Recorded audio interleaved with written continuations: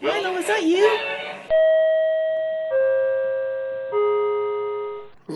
There, I think I got it.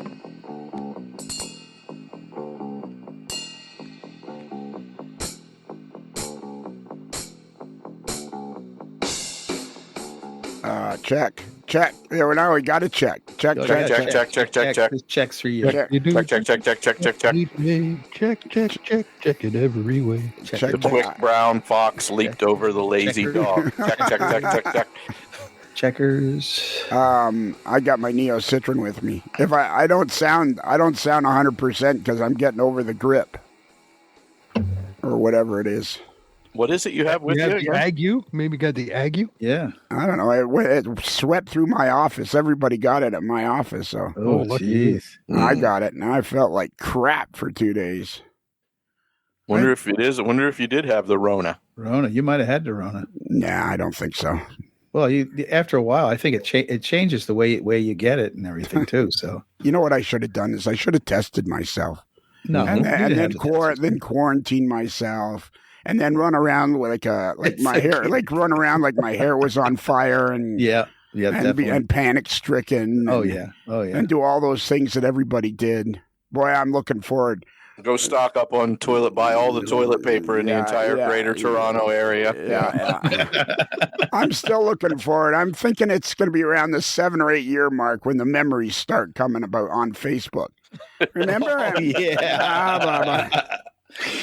And I'm going to be commenting. Remember, I was the guy that was saying, "Get a hold of yourself." I actually lost a friend. I actually lost a friend because he said I wasn't scared enough. Oh, jeez. And I actually tried to explain to him I'd already been scared of dying once, so I wasn't going down that road again. Yeah, you've seen behind the curtain. Yeah. So I said, you know what? Just tell me what kind of chips you want, and I'll go to the grocery store and get them for you. So, you know how we've been John Doring sent us in this great email about all the great stuff about the NMRA, and he didn't necessarily have my point of view. Not that my point of view is that much opposing the NMRA. But anyways, he sent us in this great email. How do I sound now? I think you sound pretty. You sound. The microphone sounds good. You can tell that your voice is struggling, but yeah. Kelly, tonight's a really important night for you to remember the basic principle of an audio podcast. Okay, I'll try to remember. Yeah, try to get involved. Don't just listen. So anyways, around that, not that long ago, a young fella from Alabama, Birmingham, Alabama, Derrick Magnotta. I hope I'm pronouncing his name right. I hope it's Derrick. We can ask him when we call him in from the green room. I'm pretty sure it's Derrick. Judging by the spelling that I'm seeing, I think you are probably right, but you just never know these days. Exactly. He sent in an email. He's 32 or 33, and he sent in a really, really well-written email about all the reasons why he wouldn't join the NMRA. And I feel it's imperative on us to not ignore this side of the coin, because if the NMRA is going to survive, we've got to hear from these people. And I think there's a whole lot of people in their 30s and 20s that see no value in the NMRA. And so if we don't have discussions with them, then they're never going to figure out how to make the NMRA appealing to everybody. Kelly? Yep. Can you give me more than one word? I don't know. I think it's very important to see the other side and actually see what things that they feel that the reasons why they're not joining it. I know for myself, I'm not joining it for the division or for the region or even the convention. I'm joining it because when I was in my teens, they had the teen program. I think it was a teen member, and I got on that for a while, and it was kind of neat. And then as an adult, when I decided to join the NMRA, when I found out about DCC, how they made it possible to keep it from being copyrighted or proprietized to the point where we wouldn't have what we have today. So I'm looking at the standards and the camaraderie and all this stuff that goes into being a member, supporting the cause. I don't want to change the subject, but you know how when you're coming out of a really heavy cold or flu, I'm all sweaty. Ooh. do you feel icky? Yeah. Oh, jeez. I'm like the guy from the movie Airplane that's they bring in for the pilot. And sweat's pouring off him. So I wanted to have him on here to talk about it. But I think before we dive right into that, we've got to find out all about Derrick. So I see this as a two-parter before he even gets started. Yeah, sounds like it. Yeah, and hopefully by the second part, I won't sound like this. And if I do sound like this in the second part, somebody get me to the hospital right away. All right, Derrick, come on in here. Somebody get Derrick from the green room. Come on in, Derrick. Come on into the studio. Hey, everybody. How you doing? Good, Derrick. Good. How are you? Man, the green room is really underrated. Did you find the shrimp in there to your liking? I did. It's actually the second shrimp I've had today. So cool. Yeah. Those have been in there for what we should say is an extended period. 10 years. Yeah. So Lionel might not be the only one who's under the weather by the end of this podcast. Well, dry aged seafood is in these days. Dry aging seafood, just like steak. Seriously, it's a thing now. So you guys are just foodies. It's okay. Okay. Our green room is green. Shrimply the best, man. Man, I walked you right into that. Right into it, yeah. You didn't say about the sushi place, so that's why I was confused. Well, I understand, but I'm shrimp. Yeah, I'm thinking we're talking about shrimp. I know. All right, you've been on the show at least once. Yeah, you have important. I suck there. I haven't had enough cider yet. That's my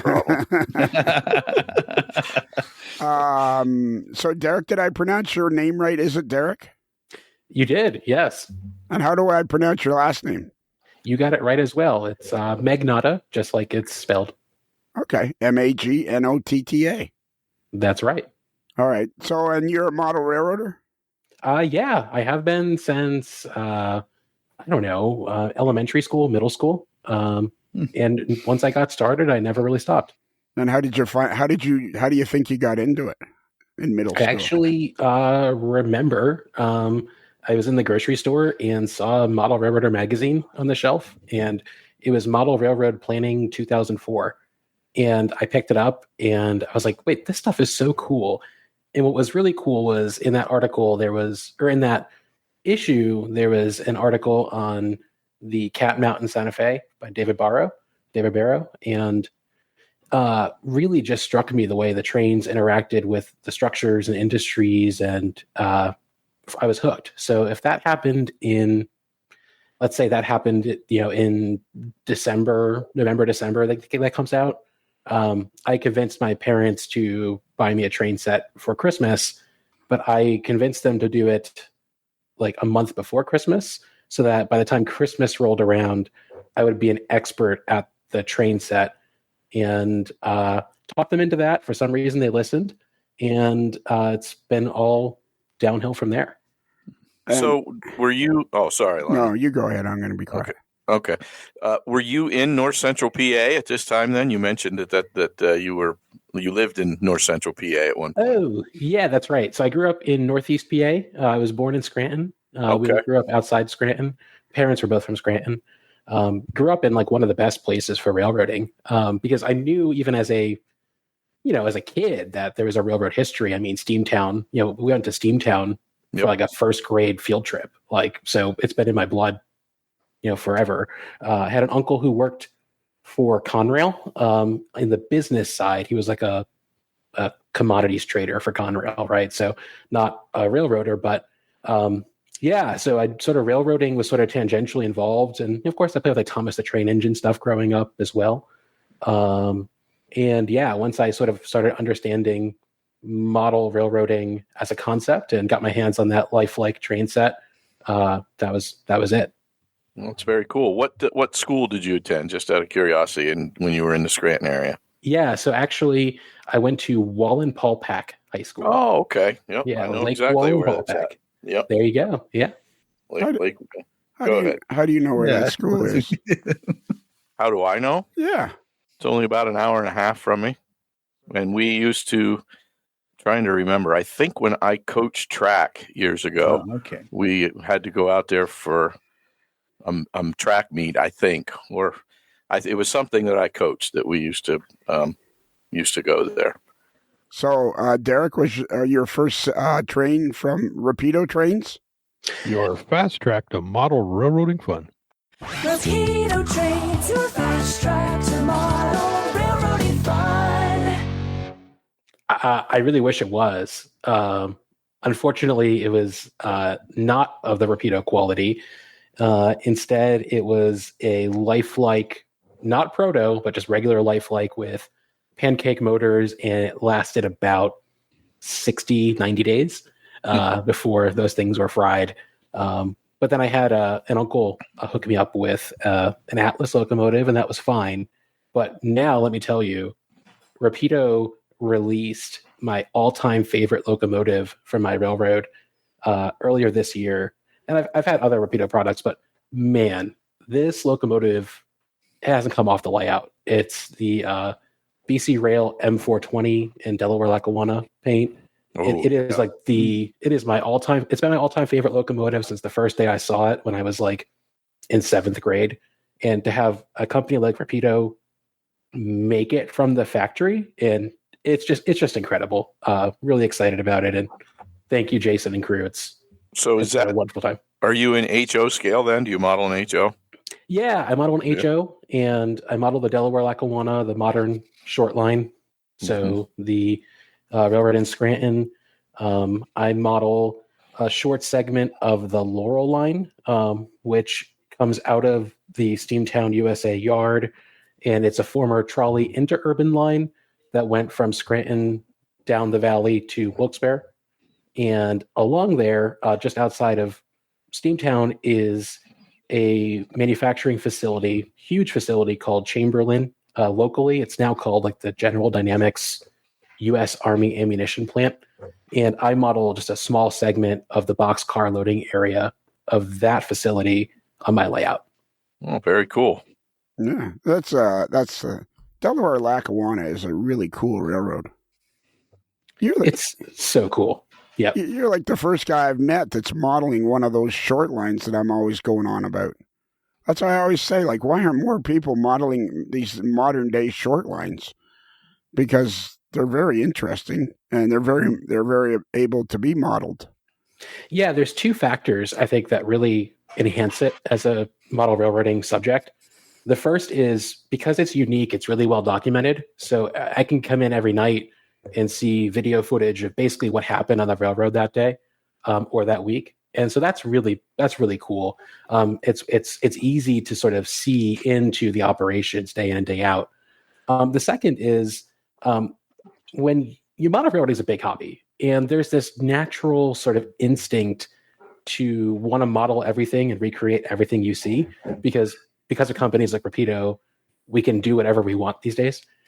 So when you have a short line like the Delaware Lackawanna, that specificity really helps you as a modeler to develop a plan for what you're modeling and to seek out and execute that plan in a way that you don't constantly feel like you have to recreate everything, but you can point your finger on a map and say, this spot, this place, this time, and then set that objective and pursue it as a modeler.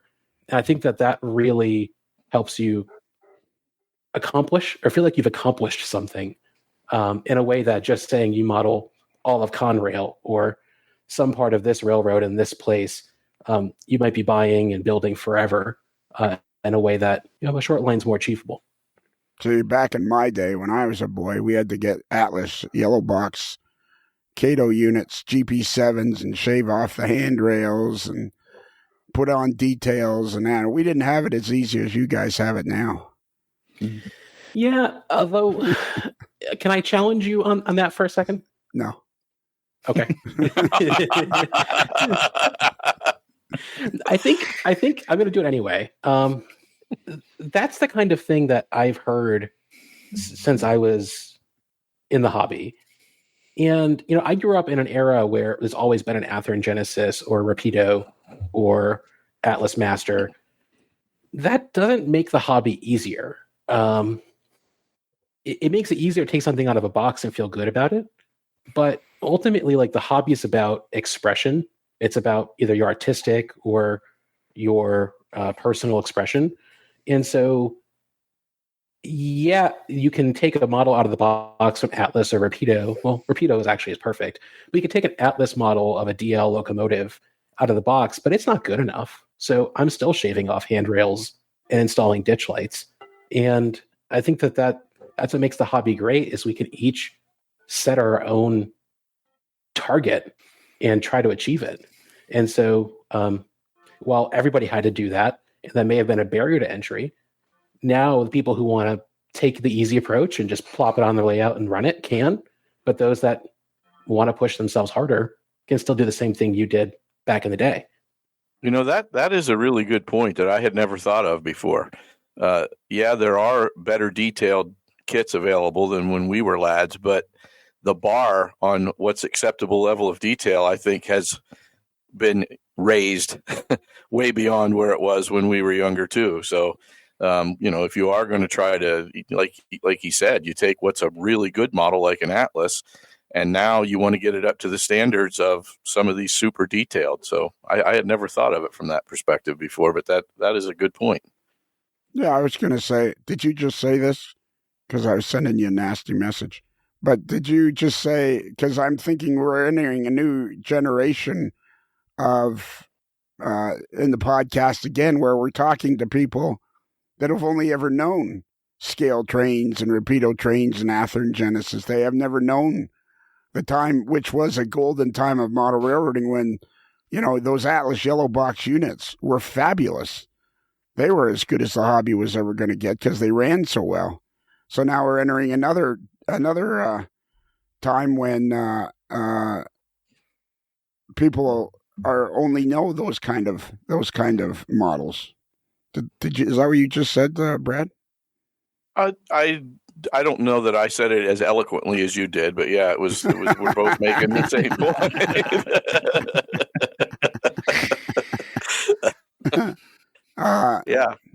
Yeah, I think we're on the same page. Yes. Yeah, but then to counteract that, there's still lots of guys who are working with older stuff and adding all sorts of aftermarket product. Look at these ones, the guys that show up to RPMs, and they've taken older stuff and added cannon cabs, doors. They've just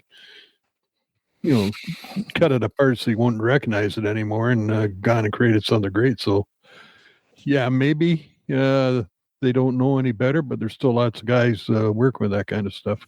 Oh, for sure. Yeah. It's a different time now. It's no different than Derrick doesn't know a time in his life without the internet, where we remember it quite plainly. So I mean, it's just a different time. That's all. It's another phase of time. That's all. And I think the best thing about the hobby is it's a big tent, and there's room in it for everybody. And I think, we'll probably get into this further down the road, but we need to make sure that we're creating a space that's like inclusive for everybody to enjoy the hobby the way they want to. And you guys are really good about it on this podcast. The enthusiasm is there, but let me tell you, I think that there is a generational divide that exists in the hobby, and you guys, I don't feel it here, but I'll give you an example. When I was in high school and college, I worked in a hobby shop. And how cool is that? Like, I got, my first paycheck there was, I was paid in Athearn Genesis freight cars. It was fantastic. Hard to beat that. Yeah. Right. And then I realized, no, I still have to pay for, textbooks at college. So I really should get a paycheck next week. But for a summer job, I would talk to customers. It was mostly online, but I would talk to some customers, and they'd come in, and here I am, like a 19-year-old. I could be partying, hanging out with friends, doing whatever, but I choose on a July afternoon to work at a hobby shop. And I'm obviously a modeler. I work on the layout in the store, but I have people who, at that point, I wasn't interested in super detailing or, making sure that the coupler cut levels on my locomotives match the prototypes in the year I operate in. I just wanted to plop them down and run them. And there were several customers of the hobby shop who would be like, well, you're not a real model railroader because you've never, taken an Atlas yellow box and, cut off the handrails and install grab irons. And, I think that was discouraging to me. And I was a lone wolf for a long time because of that. And so, if there's one thing I can coach into people in the hobby, it's, it just have this sort of attitude of like, good for you, not for me, and make sure everybody can share in the enthusiasm because, it can have real effects. For 5 years, 10 years, I was a lone wolf because of interactions like that. Brad was a lone wolf too. I'm wondering if maybe you guys were lone wolves for other reasons and you just don't realize what it was. We were all. I think for me, part of it was that people tend to find me repugnant, but I don't know. I don't know if that's true about Derrick or not. Well, I've only known you for 5 minutes, Brad, but I'd have a hard time believing that. Okay, thank you, Derrick. And I bet if we took a vote on that, you would be on the short end of the stick, though. Yeah, let's not start comparing each other. That can no, that would be bad. What was the hobby shop? It's now closed, but it was in. I know, but I assume that. But well, yeah, it was in. Outside of Scranton in like the Carbondale area. Carbondale. Sort of up the valley as they would call it, but sort of up in that direction. And they had a pretty cool inventory back in the day, but I don't think they're there anymore. I went to, I know Scranton better than I should. And I was through Scranton several times in the 80s and 90s. And by coincidence, I happened to be at Steamtown running the train the day the conductor came running through the train with USA Today saying that the Scranton, whatever, the Steamtown was going to be named as a National Historic Site. Oh, wow. What? Yeah. You're like the Forrest Gump of the model railroading hobby. That's incredible. Wow. And I really had no idea what the big deal was because I was not a rail fan. I was a model railroader long before I was a rail fan. So I didn't really see what the big deal was, but they seemed very excited about it at the time. So I was excited for them.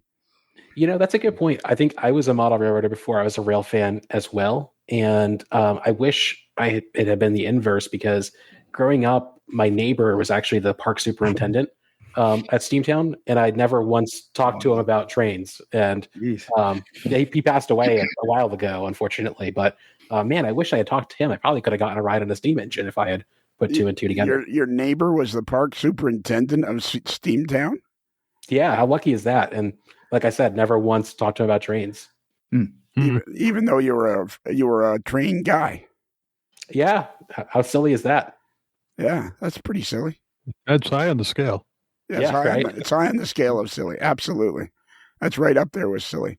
Where you said earlier, you can watch what Delaware and Lackawanna does pretty much every day. Yeah, so there are a number of people who live in Scranton who will just record the happenings of that railroad and post it to the Facebook group for that railroad or post them to YouTube. And so typically any day I can get on YouTube and see what one of these videographers or rail fans has posted for the day. And there are certain people like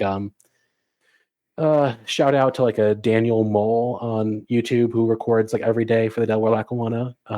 And I can sort of watch them switch at Bridge 60 in the yard, or I'll see them on the Carbondale line with the frac sandhoppers going over to Carbondale. Just sort of see what's going on every day. I think a lot of railroads have that kind of atmosphere, I think, if you look hard enough. Let's narrow that down a little bit.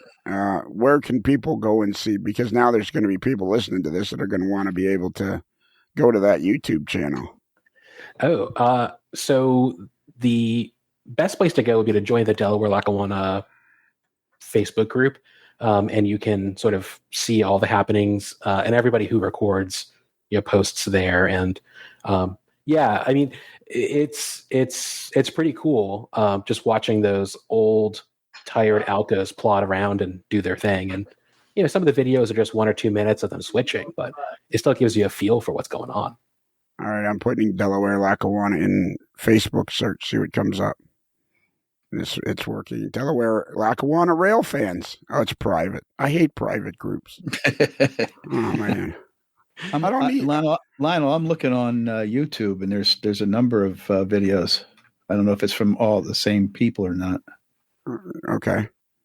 Yeah. Yeah. But like I'm on the now. I got to join. Now I got to join a private group to see. Why do people make their pages private? Because they're afraid that once a month they're going to have some, hi, I'm Stella from Nigeria. You like it when that happens, don't you? The Russian lady who sends emails to the AML inbox. I just don't see it as a necessity to make everything private. I just don't see that in this. I mean, the fans of the AML has never been private, and I don't think we've ever really had a problem in the 7 or 8 years it's been running, and we got 3,500 members. I don't want to. To see it, I got to join it, and it's another page you belong to, and it's like you can't belong to 2,000 pages and expect to be able to follow all of them. It's impossible.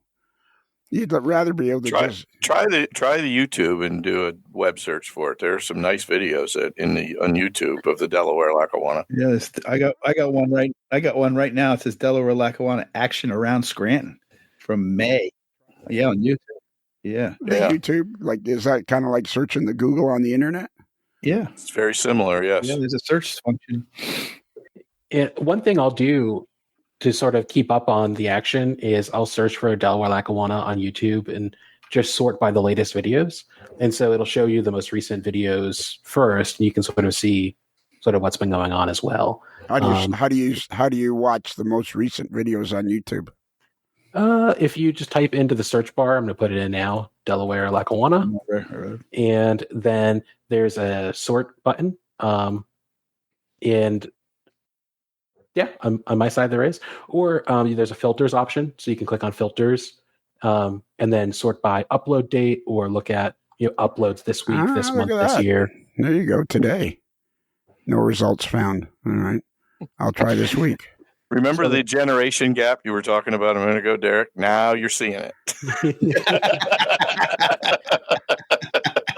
Well, we're all going, huh? Well, really? Okay, I found ones from this week. Okay, you do this week. Here's one from 2 days ago. Another one from 2 days ago, 3 days ago, 2 days ago. Okay, I learned something. Look at that. Yeah. I got one up right now with some big Alcos. Some of them, there's two different paint jobs. One of them's like the historic paint job for the nickel plate. No, it's the. They're not Alcos unless they're blowing tons of black smoke. Yeah, really. Yeah, I'm pretty sure these are Alcos, but you're right. They're not blowing black smoke.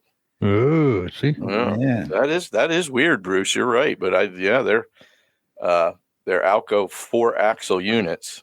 I think they are. Maybe I'm wrong, but they look like. But anyhow, very cool videos. Here's one from a guy named D. Magnotta switching the chamber. No. Oh no! From 2 days ago. You're not supposed to find that. Why?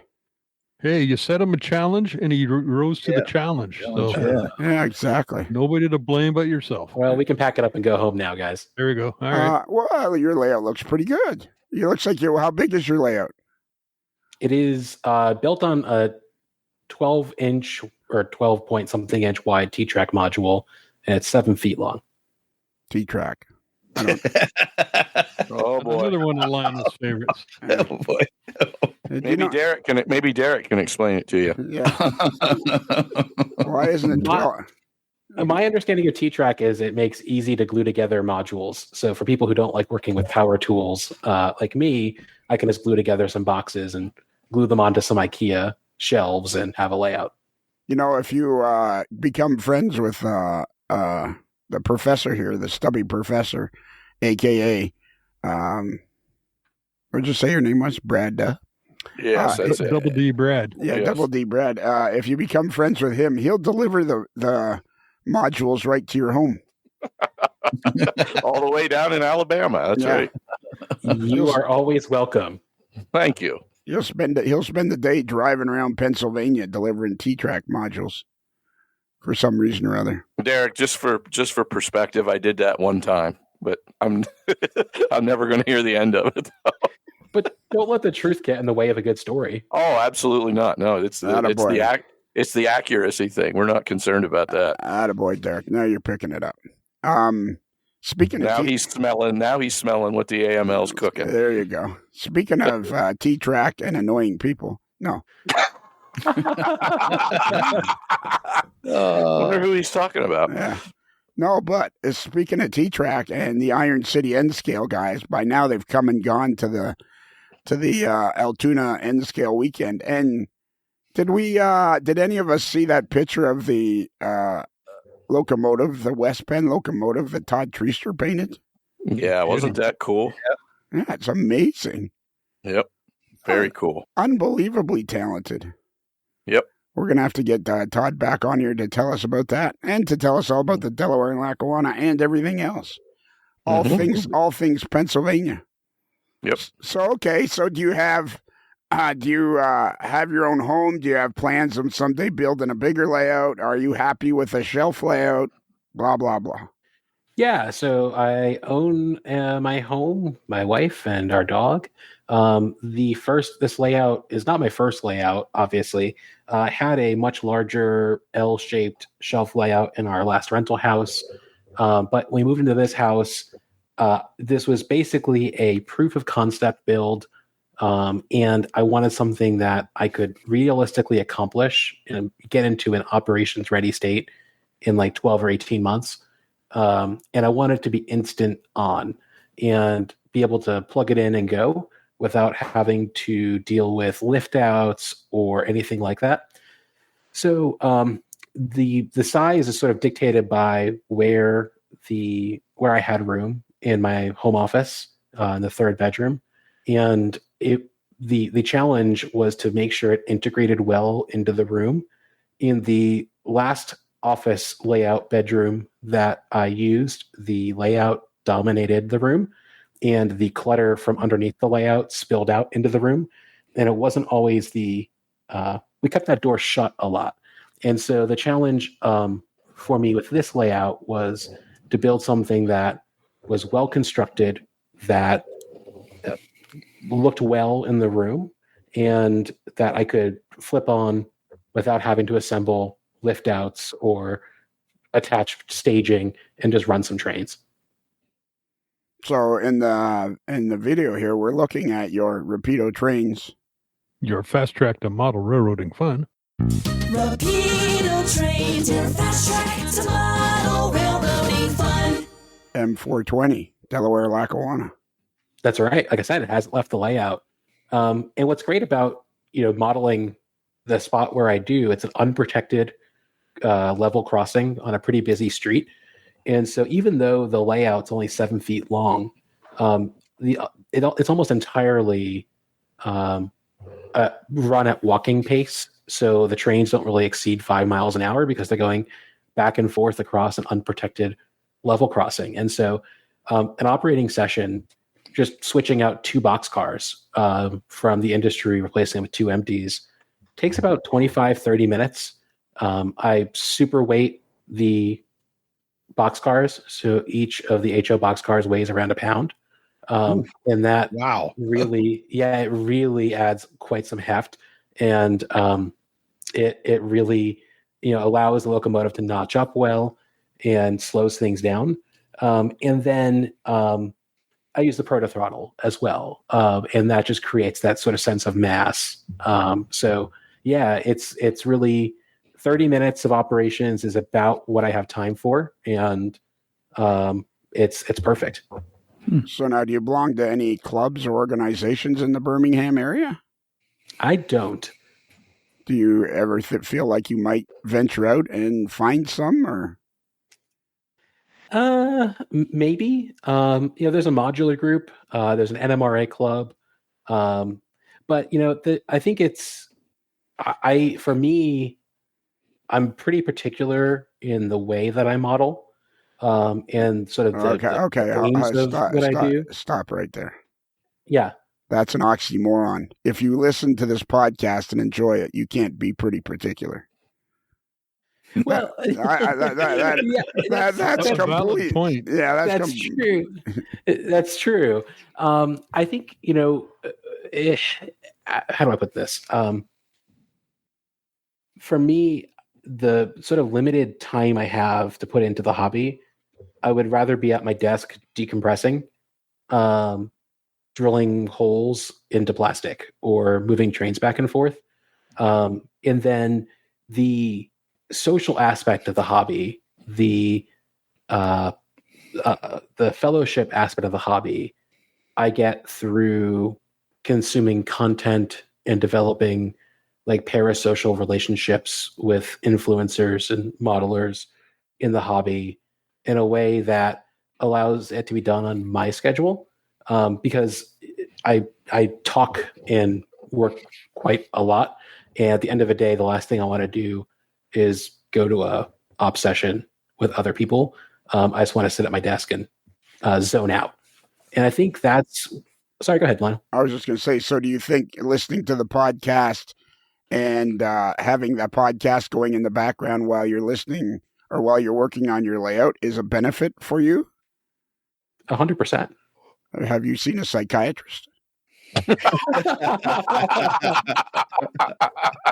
I have, but for other reasons. Yeah. Maybe, but no. It's.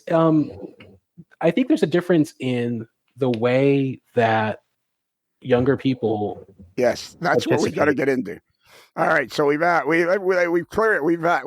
killed enough time talking about your hobby in general. We will come back to it, of course.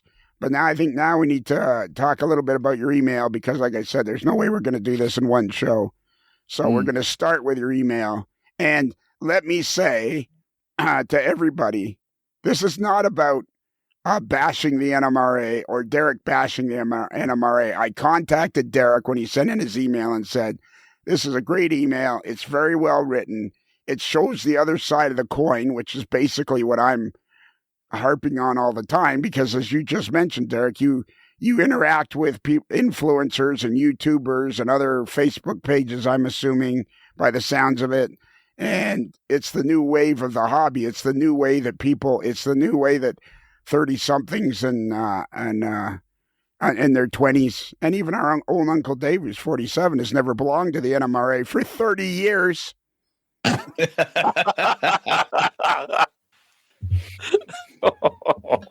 But he does have a license from a real railroad. I just get the feeling that you could have completely lost your voice and still put the emphasis on that last thing, even with no voice left. Yeah. I just finished listening to the September, or was it September? Hang on, let me get the big block. It was on September 16th, and Dave spent 45 minutes yelling at me about me complaining about the NMRA. And then I asked him why didn't he belong? So, and I'm like, buddy. You know what I was reminded of there with you struggling with your voice? It was like the scene in Braveheart where they basically disemboweled him and he still could yell freedom. That was kind of what you were doing there. Yeah, exactly. You just had to fire a shot across Uncle Dave's bow, right? Yeah. Until he belongs to the NMRA, which is going to take him, Dave does everything with great thought and detail. So I'm just going to berate him. Hopefully, I'm hoping he doesn't join for a while. I know he's probably listening to this. So, is it the $68, Dave? Do you want me to send you the $68? You set up a GoFundMe for him? Yeah, let's set him a GoFundMe for him. So let's start with this email. Hi, Lionel and crew. Long-time listener to the show, first time emailing. I turned on today's podcast with John Doring and made it through 15 minutes before I gave up. Here's why I'm sick and tired of hearing about how the NMRA is trying. I've reflected on why I got so irritated. I'm a 32-year-old modeler. I have been active in the hobby. Why isn't my page? Oh, I'm looking at the wrong thing. Hang on. There's so many buttons to work. Lionel, would you, if you want to rest your voice and want somebody else to read, I can do that, but it's totally up to you. All right, go ahead. Yeah, absolutely. Take it away. All right. So I'll pick up from where Lionel was. I turned on today's podcast with John Doring and made it through 15 minutes before I gave up. Here's why. I'm sick and tired of hearing about how the NMRA is trying, in quotes. I reflected on why I got so irritated, and here's what I came up with. I'm a 32-year-old model railroader. I've been active in the hobby since I was a teenager. I model a specific prototype to a high degree of accuracy. I've never felt compelled to join the NMRA. Outside the hobby, I run software and technology companies. Some of that might inform my thinking. Do you want me to stop there, Lionel? I don't think there's anything to discuss in that part. Let's stop after. Okay. Let's stop after, Okay. 1 or 2 points here. All right. So Derrick goes on to say, I identified 6 reasons why I avoid the NMRA. Point number 1 is regional, not interest focused. The NMRA is structured regionally, but model railroading is a big tent hobby. It's insane to think that the handful of people within 50 miles of my zip code are the best people to share the hobby with. Point 2, when I've met members of the local NMRA club, they've bragged about how real modelers should join the club because you can learn DC wiring, operate open houses, etc. But I have no interest in that. I think that's a good place to stop because I think that's a really cool thing that you said. It's insane to think that a handful of people within 50 miles of my zip code are the best people to share the hobby with. I like that to me when I read that part, it's kind of, I feel like that's what I've been trying to say. Like they need virtual regions. It's like those days are gone. The division days are gone. The regional days are gone. It's like, it's not about sharing the hobby with the guy in the next town. It still is. And that still happens. But it's the bureaucracy of all these regions and divisions that I think they're clinging on to, like as if they lose that, they'll lose the NMRA. And I just thought of another point after reading this. I wonder, and I don't know the answer to this, but it does make you wonder if that's why some of the divisions have gotten to the point of some of these things that John was talking about, or not John, Derrick was talking about, where they're not as welcoming, where they're kind of like an exclusive club, and because they weren't in the new world where there's so many other options. And now I'm not saying that all the divisions are like that. There's some divisions that are very welcoming, very outgoing, but we all know, I think any of us who's been in the hobby for a while have had that experience with somebody, in the NMRA who's one of the, I guess, the old world NMRA guys. And, I think an isolated club like that, if you will, an isolated culture, it's easier to be that way, and it's easier to stay in the inertia and not try to change and move ahead. Yeah, but eventually those guys will be gone, and for the age of love, and it won't be too long. That's true. I'll throw in there that when we had this little thing called the pandemic a few years ago, a lot of divisions embraced remote meetings and things like that, and a lot of them were getting a lot more member interaction that way than they were face-to-face meeting, and it's still happening a lot. A lot of them are meeting virtually and having great things. Some of them are meeting face-to-face and doing a lot of good stuff. So it's I think a lot depends where you are and how active they are, but just painting everybody the broad brush of the old guys with the vests and hats, and that's not what I was doing at all. No, but that's what it is. You get they're all sitting there, their vest and hat in the corner, being grumpy old bastards, and who's this guy walking in? I don't know. But that's and they ignore them, and that's the problem that the NMRA has to overcome, because people. My dad tried to blah blah blah 29 years ago, and they didn't like him, so I'm not going to join. And they're like, we're talking stuff that's in the past. Things have changed a lot for the better if you start looking around and getting out there and interacting more with what the NMRA are doing. Now, we were talking here about, virtual things like that. The NMRA has, they've got lots of stuff on the YouTube channels. All the NMRA X things they've done are on the YouTube channel. They've set up the Interchange Discord site, which has around 1,000 or so people who are quite active on there, sharing ideas, asking questions, and giving advice. So it's the changes are coming, and just saying that they're not when that's not true is not doing the NMRA any service, because they are trying and they are working on things, and progress is slow. It's like if you got 50 years of ideas and memories out there of it, the NMRA being a bunch of old guys, and that's not what it is today. But hang on. Let me hang on there, Derrick. I just want to say there'll always be guys in the NMRA that, because they're the superintendent of there's a lot of great NMRA volunteers. There's a ton of great NMRA volunteers. But until they blow apart this bureaucracy that they have, there'll always be guys that turn their noses up at new people coming in. That'll never change. There'll always be people that like to be in charge. Yeah. And Lionel, that's not only just with the hobby. It's groups in general. I mean, there's always that the politics or the way they treat the newcomer coming into whatever group it may be. There's, like you said, there's always somebody that's going to be the old fart.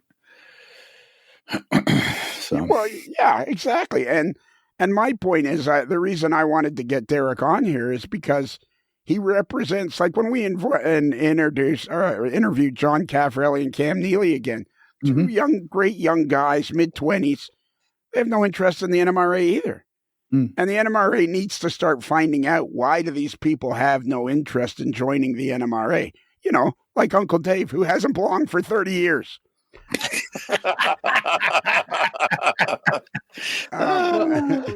Lionel, I think the issue is the NMRA is not a representative sample of model railroaders. The NMRA in its membership, I'm guessing they have 10,000-ish members. 16,000. 16,000. Okay. That's probably less than 5% of all model railroaders in North America. Were you the one that said to me, if one person on every 1,000 is an avid model railroader, that there's 400,000 people in the country? Or was that somebody? That sounds like something I would say. It does sound like something you would say. I want to take credit for it because it sounds smart. Yeah. But I think, and if you think about model railroading, so in sales you have funnels, right? It's a good way to look at things. If you think about model railroading is a big tent. Hang on a minute. And it's a wide, sorry. You told me this funnel thing the other day, and it's brilliant. I wanted to use it a couple of times on other podcasts, and I thought, no, I better wait and let Derrick say it, because he came up with it, and it's friggin' brilliant. Oh, well, thank you. That doesn't mean everything I think you say is brilliant, but that particular thing. Now the problem is, if you release another podcast that's recorded after this, before this one, you'll still let the cat out of the bag. But at least for here right now, we'll call it exclusive. Exactly. So, okay, there's a lot in model railroading. There's a lot of different people that do it a lot of different ways, and that's fantastic. Some people are armchair modelers, some people are serious operators, O-scale, S-scale, HON, whatever. All the different degrees, right? Some people are seasonal, some people are year-round, whatever. The NMRA is like a bottom of the funnel activity. Only the most serious people in the hobby that match a certain age and gender demographic and I'm speaking in broad terms here, join the NMRA. And it's people who are interested in bureaucracy, interested in institutionalism, interested in credentialism. The NMRA is just like the very, very, very, it's like the fine print of the hobby. And at the top of the funnel, you have all the model railroaders who do it to some degree. And at the bottom of the funnel is the NMRA. And so I think that as we think about the hobby, if the NMRA is ever going to speak for the hobby and survive, I think it needs to be a top of the funnel organization. Not something that only the biggest train nerds join. And so if we think about the people who are in those meetings, they're probably in the 99th percentile of model railroaders. Those are people that, we probably should want to have as peers. But when I think that seriousness, that gravitas that they have, that excitement that they have, probably gets miscategorized into being exclusionary. Not to mention the generational difference, right? I think millennials and Gen Z are much more democratic in terms of the way they let their organizations run. They're much more focused on inclusivity. And that's just the way the generations are wired based on the life experiences we had in our formative years. There's all kinds of social science and research on this. So I think that if the NMRA is going to survive in a local format, then it needs to train its members on how to interact and be inclusive. I think further down in the email, I might mention a story where, the one time I went to an NMRA meeting to try it out, the only people who talked to me were the wives in the back of the room, not the other modelers. And I think today, if you put my modeling up against any of theirs, I'd probably be a peer. But nobody wanted to talk to me. So I think that there needs to be a culture shift, both for the people who are leading those meetings and for the organization more broadly to be a top of funnel activity. Every single person, it should be the end of the NMRA that every single person who enjoys the hobby is a member. So Derrick, you're saying something that I'm seeing something here where you're saying that the NMRA has to change their bureaucracy, change the way the members treat people coming in, etc. But if they are of a certain mindset, it's not going to change. It's got to happen with people coming from the top of the funnel to take up those spots. Like, it just sounds like it's a catch-22 situation. They Okay. All right. Hang on a minute. Hang on. Who wrote that question for you, Kelly? That's a really good point to say. That's a really good discussion point. You're right. It's saying that the people that are in the NMRA right now are of a certain mindset, and the people at the top of the funnel are at a different mindset. The only way that it's going to change is for some of those people in that top to come down to the NMRA and infiltrate and influence to make changes. I agree and I disagree. Okay. So I agree that maybe if we all got involved, maybe we can make a difference. I disagree in that culture, mission, and vision comes from the top, not the grassroots. Right. And so if the NMRA, and this goes, and I actually went back and listened to some of John's podcast, and in John, I heard a kindred spirit, I think. Mm-hmm. But I think that if the NMRA came out and ditched the incrementalism and said, we're trying something new and this is who we are, if they had a campaign where they could get all of us out of the basement and say, I'm a model railroader, then I think that it would indicate to us that the mission and vision that they have is aligned with the expectations that we have for our hobby. Ultimately, model railroading is what we do for fun. And we shouldn't have to do more work in the thing that we have fun with. And if the NMRA came to us and offered a different value proposition, then I think a lot of us would come along.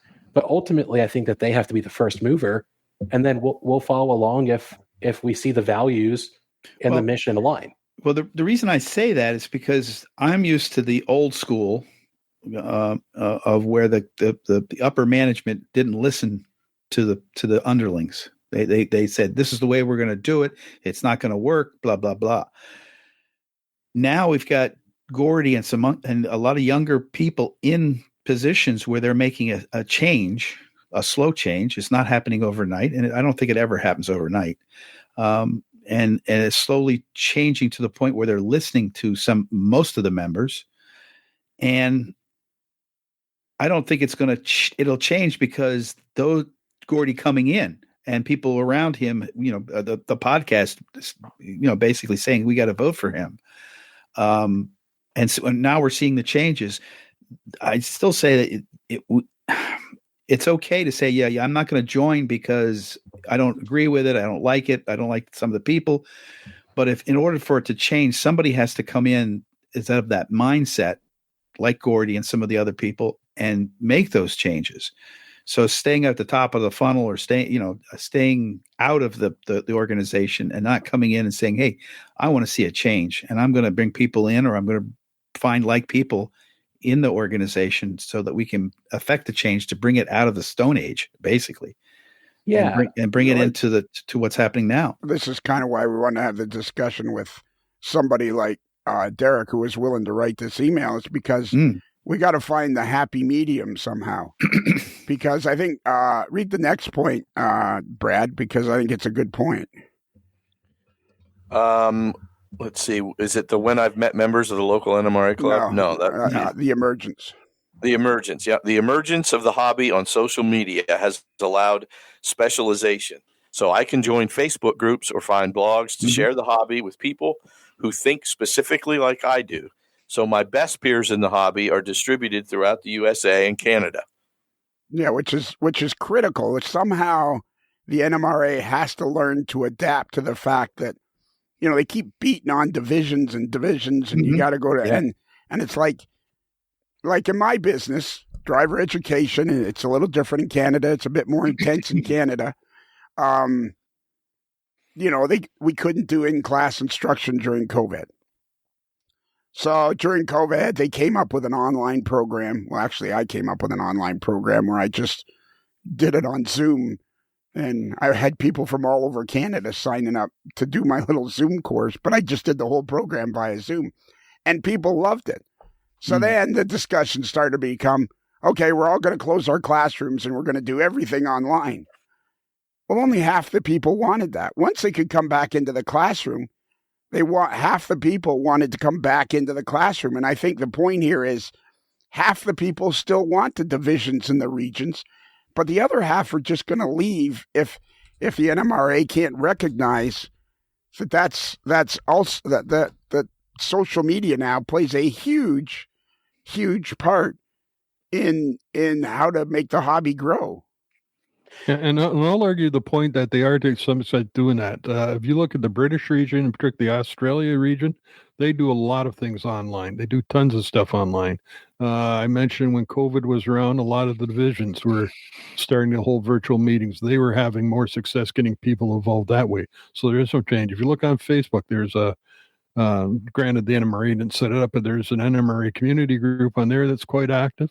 There's a group for the AP program on there that's quite active with people asking questions, interacting. So some of this is already out there, and it's just a matter of keeping it up. The British region does a lot of virtual stuff. Other regions and divisions that they have the technology. If you want to set up a virtual meeting, you can bring in, somebody like Martin Jenkins from Australia who will talk to you about what he's doing with his decoders and Bluetooth, Blue Nami and things like that. Or you can bring somebody in from the UK who's an excellent modeler and can explain some of his. So it is there. It's just that we may not be aware of it, but I think a lot of the regions and divisions are aware of it, and they are doing what they're doing. It just needs to be publicized more. But a lot of this feels like, there's a difference between just being online and being online the way people want to interact. This is kind of like, a lot of this feels like, when Kodak finally brought out digital camera, it's like, well, it's too late now. Model railroaders have already found community and connection online in a way that the NMRA content that exists right now, it's there, and if people enjoy it, that's great. And I think that NMRAX was a great innovation to keep a lot of people sane during COVID. I think Gordy deserves a lot of credit for that. I think that the Discord, the fact that they set up a Discord, I think that's one of the smartest things that they've done. Yeah. But to me, it's not about hopping into Facebook group for the NMRA community group and seeing what people are posting about. A lot of that stuff is, not for me. But I think that, it's, when I see somebody post something like some cool weathering on Instagram, sending them some DMs, that kind of organic content and those organic conversations happen without the NMRA. In fact, they happen in spite of the NMRA. And so I think, the NMRA is an organization that existed to connect people in a non-digital world. and it kind of had the innovator's dilemma, and it missed the boat on the digital world. Mm-hmm. And now we've all come out, and we meet people through Instagram, through TikTok, through Facebook groups, through this podcast, through other podcasts. And all that exists without the NMRA. And so while there is an NMRA flavor to some of the content, it doesn't really have a lot of pull. Well, exactly. Like your next point has been something that I haven't really touched on, but it's exactly the way I feel. The NMRA and the magazine has a reputation for cringe. Think vintage railroader costumes, puns, and jokes about wives. The silliness is not for me. There was a whole thread about this on the Atlas Rescue Forum recently. That's been a, I know. Yeah, and let me talk that. There was let me comments finish. in the thread about the NMRA being cringeworthy, and somebody got in a pile of old bulletins from the 70s, I would imagine, which all this crap was happening. But if anybody's looking at the bulletin from the 80s on, it has long gone and gotten rid of the things about inside jokes and puns and stuff like that, and it's become a fairly decent publication. So we're talking something here that somebody got magazines that are 50 years old and trying to paint the modern version of the magazine with the same brush, and it's not working. It's like 50 years ago, Craftsman and Model Railroader were totally different than what they are today. You can't, you're comparing old things against new things. It's not holding up. This thread on the forum, it started off with comments about the National Train Show, and you can tell that those engaging were kind of anti-NMRA anyhow, and they were piling on. But somebody mentioned the one comment, which was mentioned again, about they got a box of magazines when they were a kid, and they thought, oh, it was terrible, and there's things about passes and things like that. Well, that's what was going on in the NMRA, in the hobby back then, with trading railroad passes was a big thing. These days, not so much. So things have changed, and try to make a point that the NMRA today is the same as it was 50 years ago based on old copies of the NMRA bulletin is a non-issue as far as I'm concerned, and it's not a fair comparison whatsoever. Reputation and credibility matters. I got a question. Yeah, so the reputation about 50 years ago? Are you going to base everything in your comments, everything on something that happened 50 years ago? 50 years ago, there's all sorts of crap going on in the world we didn't like today, but are you going to, hold that against somebody? I don't think you can. I don't think you should. And these days, a lot of the vesties and the old hats and things like that, they're gone. They're dying out, thankfully, and you don't see them around anymore. There's a few of them, but they're vastly or mostly gone, and that's a good thing. Could you just do me a favor, Bruce, just for maybe 10 or 15 minutes? Stop referring to the old guys are going to die and be gone. Well, that's about the only hope for the NMRA now. Some of these old guys who have but I am an old guy. I am an old guy. I don't need to be constantly reminded that by tomorrow I could get a tomorrow I can get a chest grab. An old guy, tomorrow I can get a chest grabber. Old guys like the vesties sitting in the corner with our hands crossed, going, "Who's this guy walking the door? He looks like a young prick. We're not going to talk to him." You're basing the reputation today on something that was happening many years ago, and times are changing, and you're not giving the NRA a fair shot by not knowing what the magazine is like today or what is going on today, and basing it said, somebody said on a forum they got a pile of old bulletins and they're talking about railroad passes and things like that. Let me hang on a minute, Derrick. Let me make a point here. How do you think today's model railroader compares to today's model railroad craftsman? Just the January 2024 issue of Model Railroader compared to the 2024 issue of Railroad Model Craftsman. I think RMC is a better publication these days. By a mile. Why do we have an NMRA magazine? Because it can't even really compare to the modern Model Railroader. The magazine is of no use to anybody. I know the people that are putting it together are trying their hardest, but the NMRA magazine, sure, it's not necessarily like it was 30 years ago and has certainly improved over the last 30 years. There's no argument there. But it's not Railroad Model Craftsman. It's not of that quality. It's of a quality that is really useful to the top of the funnel people the beginners, the new people, and it's of really no use to anybody. But yet they keep beating that horse to death because of the bureaucracy. Like, that's a classic example of the bureaucracy that needs to go. Like, what do we need? Why does the NMRA need a magazine? It doesn't need a magazine at all. There's absolutely no use for it. There's plenty of magazines. That in today's world of social media, YouTube, Facebook pages, blogs, on and on and on. What does the NMRA need a magazine for? It doesn't need a magazine. I think that there's a huge missed opportunity here, because I listened to a podcast you had recently. It may have been the John Doring podcast. I'm not sure, but you talked. I think it was Andy maybe talked about new gauges and new standards, and that's critically important. And he mentioned that they put together an article for the NMRA magazine about what was changing, but that's the kind of information that RMC and model railroader should be picked up because it serves the hobby as a whole. I think the best thing a standards organization could do is make the information widely available across the hobby, not to serve its own members. And I think that we have to decide if the NMRA is a standards organization. There's always going to be free riders when it comes to standards. I model an HO. Nothing is going to change in HO. It's going to keep on being the same as it always is. But I think that I would probably have some more compassion, for the important work that happens there. I've learned recently about some of the important work that happens with standards, but by just putting it in the NMRA magazine or behind a NMRA paywall, does it really do any good? I'm not so sure. I have a question, and this is kind of a loaded question, Derrick, but and I know you probably can't fully answer it even in a 2-hour podcast, but to me, it's important for us NMRA guys to get an idea, and to me, this is the idea. What would it take to get someone like you to be interested and to see value in being a member? Because that's what we got to find out here.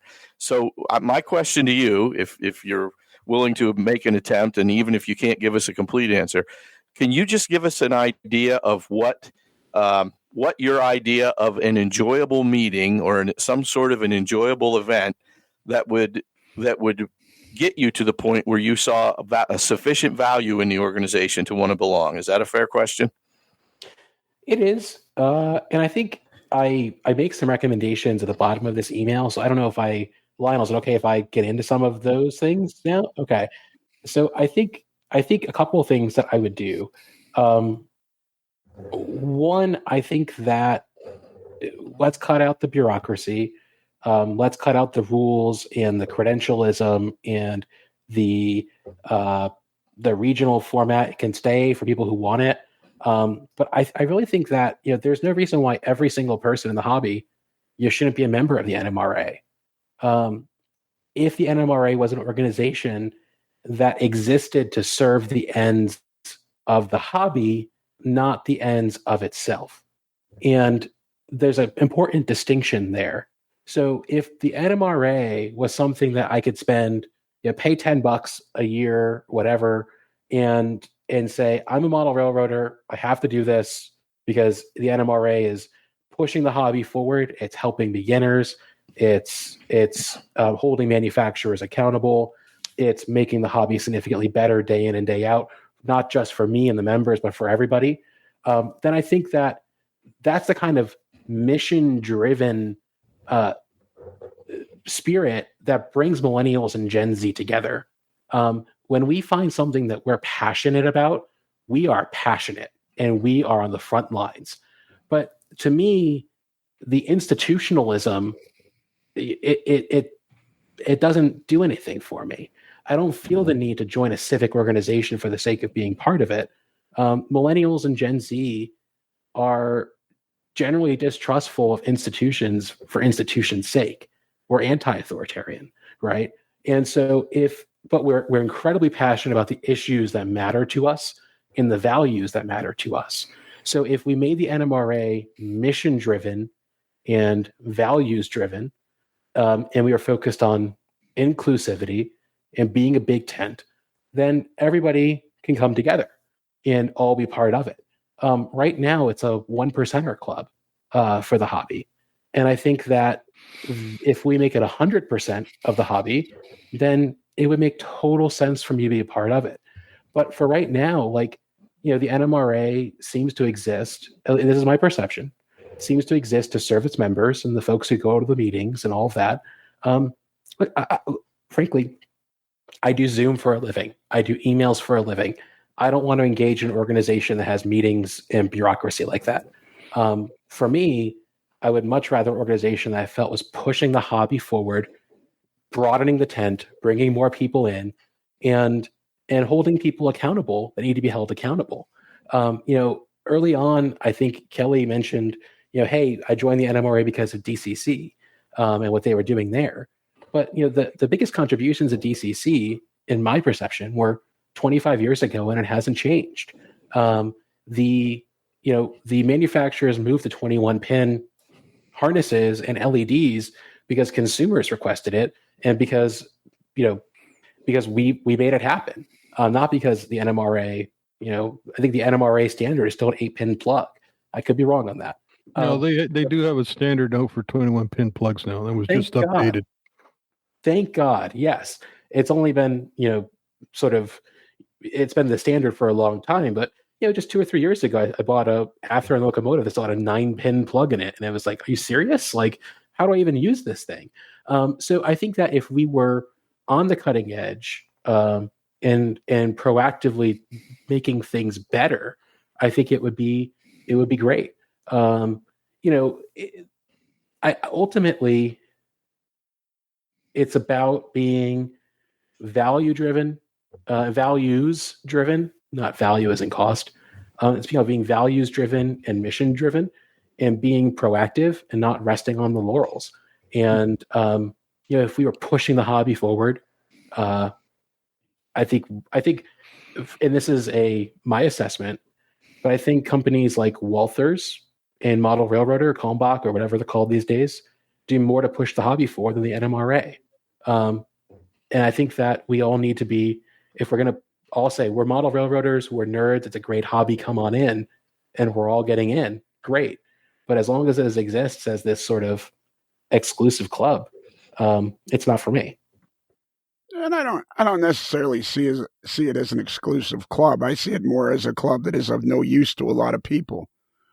Like you can't beat going to a convention and hanging out with the guys and all that stuff, or girls, guys and girls, Tracy Boyd, Jessica Paulson. You can't avoid that at all. We have other ladies too that have joined the Patreon channel. We got to get them on.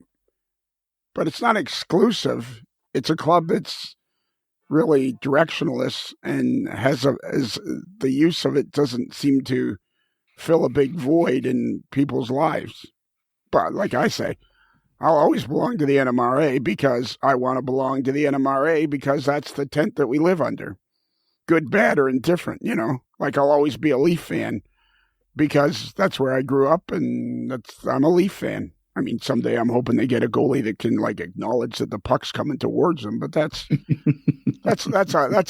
a Christmas wish list, That's a heavy lift, isn't it? That's a heavy lift, man. Like even if you got a short-sighted goalie that could only see the puck the last 30 feet, I'd be okay with that, or 20 feet. Hey, you're not asking for the impossible. I don't. No. Well, it might be impossible, but it shouldn't be. Yeah, exactly. So that's why I wanted to have you on, Derrick, and I'm so glad you wrote this email because definitely. I think it's a huge part of the future of the NMRA. Because you are the type of person that we have to reach. Because just from the short time that we've been talking to you, I can tell you've got a lot to offer any organization that you choose to be a part of. The NMRA, we, as the rest of us, our members, have got to figure out a way to for you and people of your age group and your similar thought processes, which are very different from guys like me, and we have to figure out a way to have perceived value for guys like you. Yeah, and in his email, he does refer to that one of his points. make its mission appeal to millennials and Gen Z. We are the future of the hobby. No offense, but only young people know how to reach out to young people. This means partnerships, collaborations, link us at the table. I'll throw this back at you. If you think that's it, then volunteer to sit down with the NMRA. They would love to have you and find you somehow you can get involved and help do what you want to do. If you're just to sit outside and say you should do this, do that, then that doesn't. But if you're serious and your cohorts are serious, volunteer to get involved and help change it. Don't sit outside and bitch at it. And you're never going to get these guys to get involved if you're going to tell them they got to volunteer. That is a death blow that the NMRA has got to get rid of. All right, don't volunteer. Let the hobby die. Somehow they've got to get involved. And how do you get involved? The hobby's not good, but that's the whole. No, I'm talking the NMRA. But the NMRA, if you're not going to get involved, and usually if you're getting involved, you're volunteering to do something. I don't care what word you call it. You're being involved to help create a better product. And unless some of their ones are willing to make that step and get involved and help the NMRA grow and appeal to the millennials and Gen Z, then that's it. But I think the thing is, can I just say something there? Yeah, of course. The hobby's not going away if the NMRA dies. If the NMRA dies, nothing's going to change. Very little will change. Another group will start having conventions. Other groups will start having meets in their particular area. But the hobby's not going away. The NMRA needs to realize that they need the hobby. The hobby doesn't need them. Yeah, and part of what we're talking about is how do we get other people involved in it? If they're just going to sit outside and throw slings and arrows at the NMRA, say you should do this, that, and not get involved and try to, then what's the point? Like, let's shut it all down now and forget it, and then we'll create something else called the Big Umbrella Tent Model Road Association or whatever the hell you want to call it. Well, but Bruce, if I showed up to a meeting and said this stuff, I would be laughed out. And you'll say, no, of course you wouldn't be. But let's be honest, I would be laughed out. And I think that there are serious people at the leadership level of the NMRA who probably think like this. And I take your point, those are the guys you should be contacting. Someone like John Doring or Gordy or one of the others. Tell them, say, listen, I want to help. What can I do to help? And they would say, let me tell you what you can do to help. And they would find some way to get you helping. Well, but I think the hobby, what we want authenticity. Institutions and bureaucracy are not authentic. And I think that the best things that are going in the hobby are podcasts like this, which, by the way, you guys have given probably tens, if not $100,000 of free marketing to the NMRA over the years. They should be hugging you and kissing you. But the podcasts like this, T-Track, RPM, Freemo, Instagram, TikTok, Facebook groups, that all happens in spite of the NMRA, not because of the NMRA. And I think that we pay too much attention in certain circles to this organization that I think does important stuff. And I think it serves the people who are its members really well. Like the NMRA is for members who want to join and who get a lot out of it. That's great. Your individual mileage may vary. I don't want to disparage anybody who's gotten an ounce or iota of value out of this or who enjoys this stuff. Please keep enjoying it. I think the point of my email and what I wanted to come on and talk about is that not everybody thinks like that. And, I think the hobby would be just fine tomorrow, like Lionel said, if there wasn't an NMRA. And that's probably a problem, right? That's what we should fix. How do we make, if it was essential to the hobby, I'd be a member. But so far, I've been in the hobby almost 20 years, probably over 20 years, done it very seriously, spent a lot of money, had a lot of fun, and never once needed it. I think that's a problem. Which is where I would disagree with you on, Derrick, only because I would say you can't say you haven't needed it, because even today, the NMRA has this standards and conformances, and things are run in the hobby a little more in an organized fashion by the manufacturers, only because there is an NMRA. So I think the hobby would suffer without the NMRA, but the problem is today's NMRA is not going to survive. It's just not, because there's too many people going in different directions. Like I just listened to an interview a few weeks ago with Robin Felder from Switzerland. I would have never met him if it hadn't been for the podcast. There would have been no way to meet him. So somehow we've got to get the NMRA to find something that's going to make guys like you go, oh, well, maybe I will join the NMRA, because it certainly isn't, well, you've got to volunteer, you got to get involved, otherwise you're never going to make it work. It's like, you can't say that to people, because I get sick and tired of being told you have to volunteer to make it work. It's like, I belong to the National Association of Stock Car Racing, and I've belonged to that organization since 1980, and they've never asked me to get involved. Yeah, and I think like organizations like the governing body for like drones, they do really important work lobbying the FAA and responding to regulations to make sure that people who are in the drone hobby, can still enjoy it. I think that that's where standards and conformance really comes into play. And if anything, I'd like to see the NMRA flex its muscle more to make the hobby better on standards and conformance. That is the primary sort of, that to me is and I'll admit that I'm a free rider on the standards and conformances. I get to enjoy it without being a member. But yeah, that's the kind of stuff that needs to exist. And whether it's the manufacturers who fund it or the members who fund it, it's really important. And I don't want to disparage that work, because it probably has made the hobby better. That's true. Read the next point. I don't feel welcome part, because I think I have a good comment on that there, Brad. Okay. I don't feel welcome. As a millennial, I don't feel welcome. When I test drove the NMRA event, I was the only person under 60 in the room. The event was poor, and I did not feel welcome. Nobody talked to me.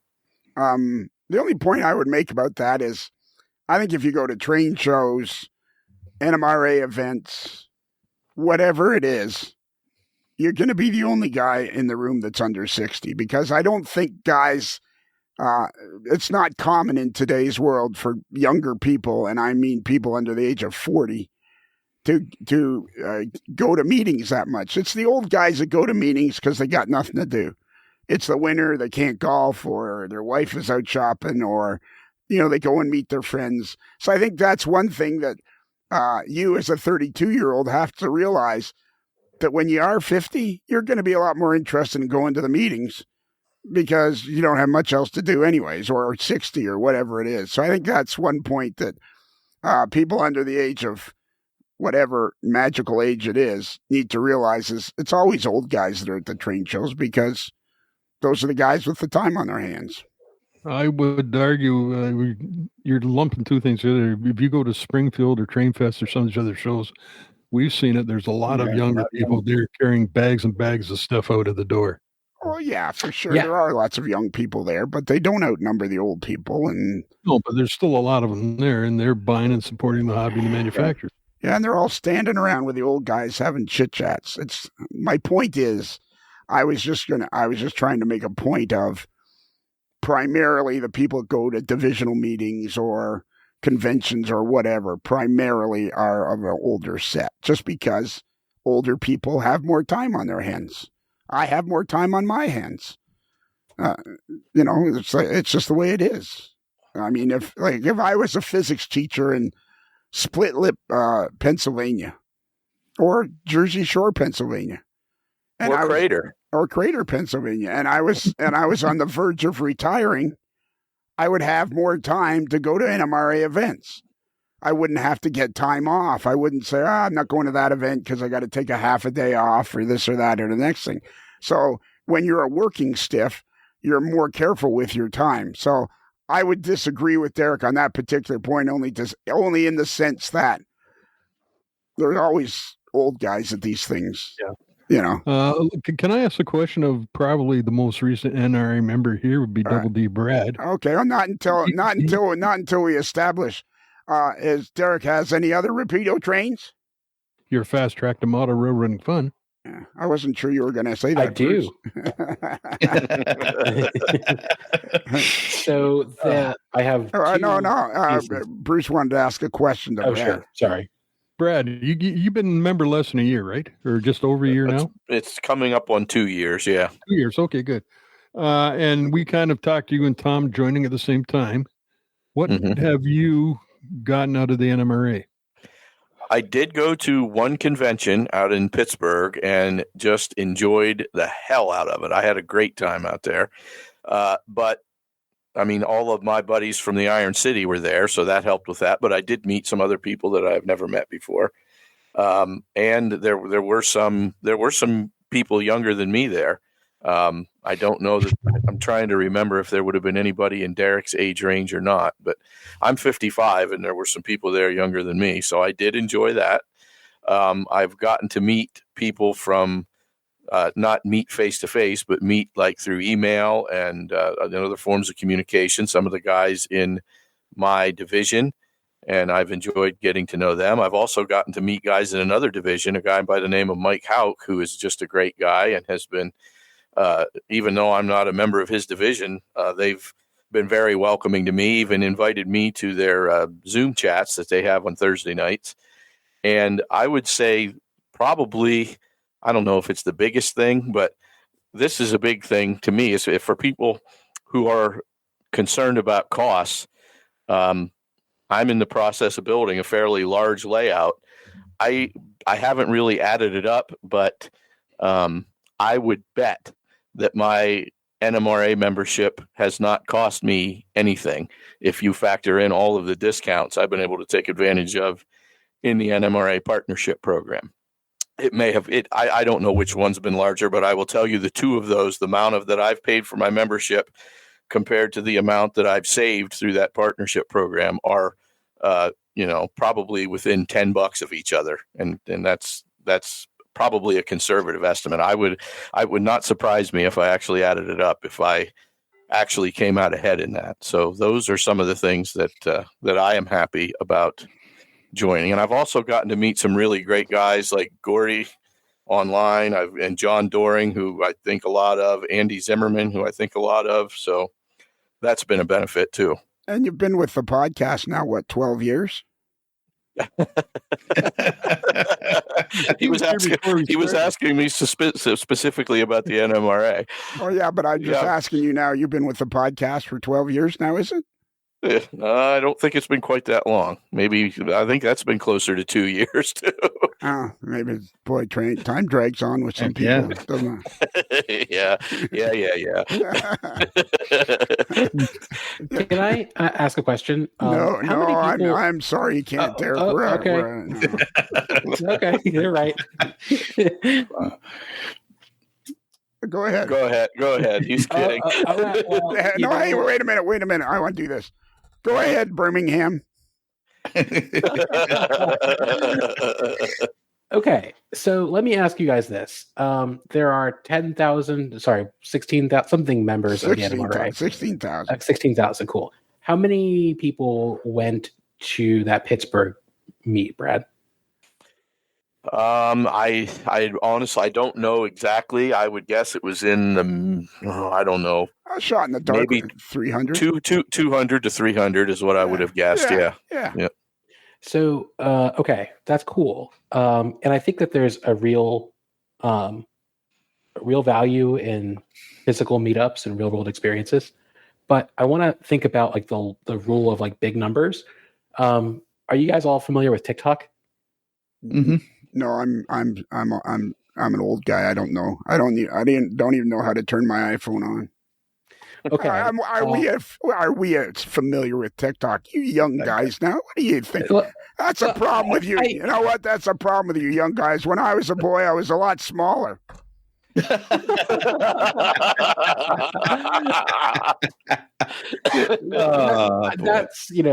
probably true. But so if you think about like how big this hobby is and how many model railroaders are out there, so TikTok is a video app that you scroll. You don't search for content; the content comes to you. So the algorithm is one of the smartest algorithms at matching content to your interests. out there. And I came across a video just 2 or 3 days ago.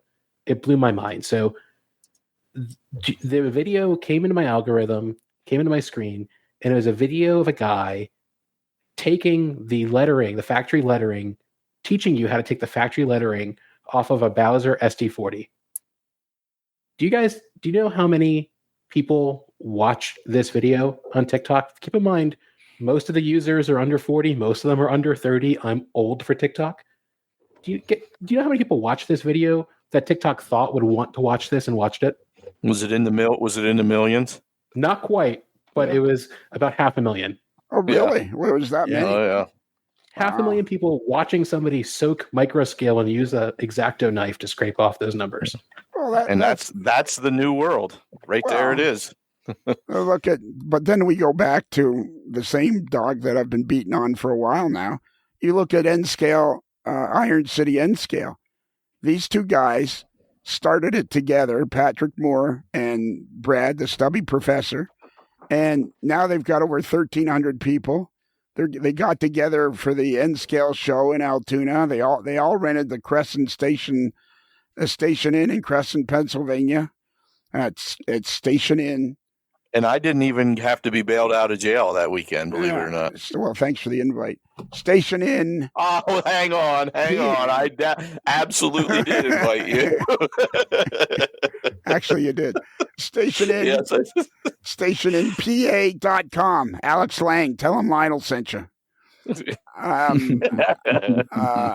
Yeah, but I mean, really the crux of this discussion that we have to keep going is, how do we convince the guys under 40, the Derricks of the world, to join the NMRA, regardless of the fact that it's not necessarily what they want at this particular time? That's really the crux of it. And the problem is, let's call a spade a spade. In general, model railroading is boring. It's not like auto racing. It's the best thing. One of the best quotes I ever heard was Evel Knievel said, "Nobody comes to see me die, but they don't want to miss it." So he would fill it. He'd fill up stadium. They don't want to miss it if it happens. Yeah. Exactly. And auto racing is popular because people go for the crashes. I don't. But when there's a good crash, who doesn't enjoy a good crash in a NASCAR race? But and it's like, I see that model railroading is just about as popular as American stock car racing, but it's more romantic. It's got more texture to it. So the problem is, the problem that is very unique to the NMRA and model railroading is, we've taken a hobby that survived quite nicely with everybody being locked in their basement by themselves and exposed it to the world. And it's a completely different atmosphere now. Now, it's like we were all housed in our bunkers. There was a nuclear blast, and we've come out of our bunkers, and you're like, oh, you're a model railroader too? Oh, you're a model railroader? I would say it didn't just survive; it thrived during that time period. I mean, that was a boom time for the hobby. That's what social media has done.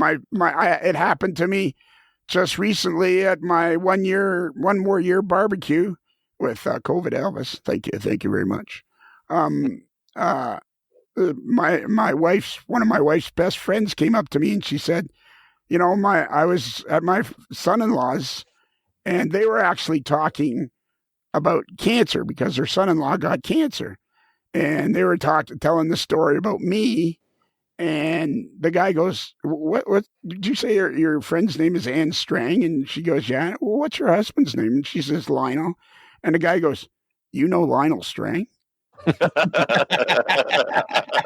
and whoever the person was says, hell no. Yeah.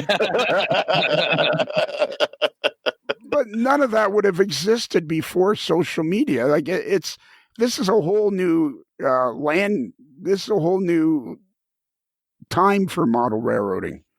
And at the end of the day, it's not an exciting hobby, but it's a very intriguing hobby. And people who get into it never get out of it. Once it gets in your blood, you can't get it out. It's there. So, I mean, one of the problems is trying to discover how to make the Derricks of the world become part of the NMRA and understand that, well, yeah, it's kind of boring, but that's kind of the way it is. And we're not sure that's ever going to change, but that's kind of the way it is. Did any of that make sense, Brad? Yeah, it did. Yeah, absolutely. Okay. Derrick? I have yet to hear anything you say not make sense. Wow, that's scary. You haven't been around them long enough. Perhaps you missed the clearing of the throat there. Yeah. That's very, very cool. That did make sense. It did, yes. It's a very unique problem. It is. I think the social media part is easier, though. I have a really good friend, college friend, who is now a political scientist. You don't have any friends. Come on. Yeah, that's right. Not in model railroading after tonight. But social media has done, and he studied this. He studies like the way groups organize themselves. But essentially, social media has helped us all organize our thoughts and our interests. The algorithms have figured out who we are, and we've responded to the algorithms. And now we're in these feedback loops of seeing and doing what we want. And so it made people who were casually interested in one thing very seriously interested in that thing. And so we're going to keep getting deeper and deeper as we keep organizing and specializing our interests. That's what you're talking about, Lionel, us all coming out of our basement. And I think that, the challenge for the NMRA is, if we're all doing a good job organizing ourselves right now, the 95% of us who aren't part of the NMRA, how can we make it a big tent organization that we all feel we need to join? Yeah, that's the secret. That's one of the things that they don't press upon enough is the partnership program, because we've talked about that before. I mean, in reality, you can get half your membership back without even breathing hard. And then you also include for the old guys, if you're over 65 and you live in the United States, that new insurance grouper. I keep saying groper, but yeah, that's something different. I'm pretty sure that's a different organization, which apparently Kelly also belongs to. Yeah. He's getting the two mixed up. Oh, jeez. What Kelly's trying to say is Grouper will pay for your membership. Yeah, for a few people. But again, though, that to me, see, that's the problem. The NMRA keeps doing these teeny tiny things that are focused on a few people, and it's like, I can say this because I am over 65. Who gives a shit about that? Right? I mean, like, come on. It's like a few people could use that, but it's like, I'm not filling out all that paperwork to save $65 a year. Just here, take my money and leave me alone. It's like they keep focusing on narrow targets, and they got to focus on a wider target, a bigger target. Like, that's how you're gonna. I don't know. I think I go back to the Iron City N scale guys. I mean, what you guys have done absolutely blows me away, and it absolutely. Like, it'd be interesting to know, Brad. You wouldn't know this. There's no way for you to know this, but it'd be interesting to know, of the 1,300 members you guys have now, how many of them belong to the NMRA? That is an interesting question, and I know we do have a lot, but yeah, that would be interesting to have just some idea. I'll talk to Toffee about setting up a poll. Maybe it'll be a very unscientific poll, of course, but yeah, because we could get a rough idea. Yeah, because I mean, you and him are the guys that set it up, and he's not an NMRA member. And I don't see him ever becoming one. He certainly didn't seem interested when we talked about it. And the other one is the guy that came up to visit Lauren's place, Chuck Rockwell. He's not a member either. Yeah, exactly. But unlike the NMRA, the Iron City group, it's democratic in that everybody's equal. It's organic, right? It sort of came out of nowhere and spread pretty quickly. It's low friction, right? You don't have to have a membership card or anything like that. You can just say, I'm a member of this. And it's authentic, you're not projecting this sort of very 80s and 90s style bureaucracy. You can just be a member and talk and share and hang out. That's the kind of stuff that I want to be a part of. Are you a member of Iron City? If I'm not, I should be. You're welcome to join if you're not. I'm opening up a tab right now. Give me 30 seconds. You'll get a welcoming message from a really cool guy if you do. But it's a private group, so you got to be approved. Now. Let's see if they let me in. That's the question. Oh man. They've expanded. Now they're going after HO guys. They realize these guys are going to be like in a year from now, they're going to be wringing their hands going, oh my God, what have we done? It'd be interesting to see what happens when you get a larger group of people where there is no physical structure or organization, and how does it grow from there? I think that's called the AML network, the AML nation. Yeah, there's that. There's no structure. The only structure is, like we've said many times, the only rule about being in the AML nation is you can't be a butthead. Yeah. It's interesting, too, because some of the things that John talked about are not. Why do I keep calling him John? I'm thinking of John Doring. Derrick talked about. Sorry, Derrick. You talk about the two guys who did this. One of them was a colonel in the U.S. Army who commanded millennials and Gen Z. The other one is a physics teacher who has worked for the last 15 years. So I think that might be one of the things that maybe helped us with the format that we didn't even really put any thought into it. It just kind of evolved organically. But we do have some experience with reaching the people who think and the people who like the things and like things organized or not organized the way guys like Derrick do. So I never thought of that before, but that may be how that happened, because I can tell you right now, it didn't happen through careful planning. It just kind of came about. But, maybe that's why, because the two of us had that background where we, Pat had to know how to deal with and how to interact in an effective way with people who were much younger than him. And I did too. So I don't know, there may be, I don't know that that's 100% true, but it's very possible that may have helped Iron City go from 300 members to 1,300 in a relatively short time. Yeah, I think that's a really good point. And, in leadership today, you have to treat people the way they want to be treated, not the way you want to be treated. That's hard for people to hear. And I think you, as a teacher, my wife's a teacher, I know how hard that is. There is no amount of money you could pay me to trade places with my wife and do what she does. Never mind pay them pretty poorly. So I think you probably have a lot of skill and expertise in that role. I think that's probably true, Brad, and I give you guys a lot of credit.